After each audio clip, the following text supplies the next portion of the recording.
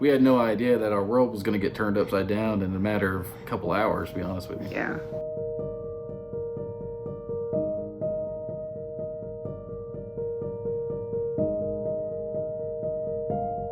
So it was July of 2018. Yep.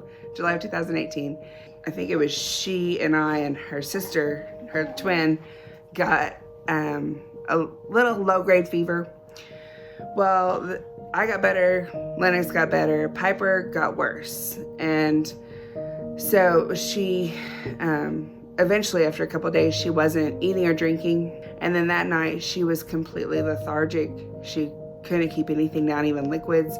And so we were really worried. We took her to Northwest emergency room here in Bentonville, and they ran some tests. And when they ran the tests, her I forget, it's her white blood cell count came back really high. And so they sent us immediately on down to Children's in Little Rock. Yep. They told us if there wasn't an ambulance available, they're going to send her in the helicopter. So, I mean, it scared us pretty well.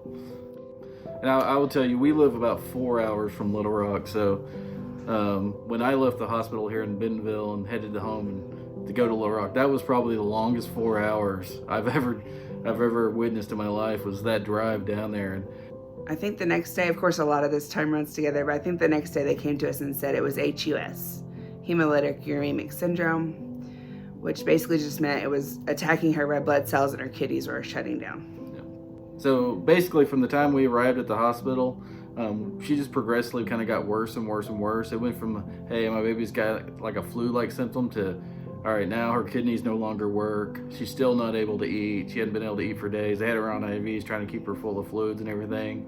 And then to the point where basically her body shut down a little bit, and she had to get intubated and get some help breathing and stuff on her own. What they found was part of her colon the disease had eaten up part of her colon. So as she ate and her body would process food, it would just kind of go back into her body, and it was making her really, really sick. Septic. So she got septic. So what they did was they went in there and they opened her up and they found the spot. Luckily that went well. The next day they went in and they removed a portion of her colon. That was kind of like the turning point, though, was when they fixed her colon. She started just getting better pretty quickly after that. It was about a week later they were able to take her off the vent. Finally, you could see the improvement. It's like, okay, wait, maybe we're gonna be okay.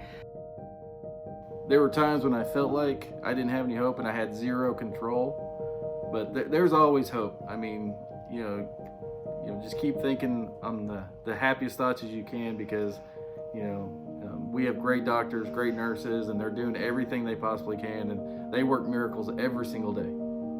I mean, I couldn't be any more prouder of my company for taking care of the children. I mean, it's a big deal. I mean, when you have a little angel like this one in the hospital and you don't know what's going to happen, getting that money to get the doctors the stuff they need to save a little girl like this, I mean, it's a miracle. It's amazing what we can do to help.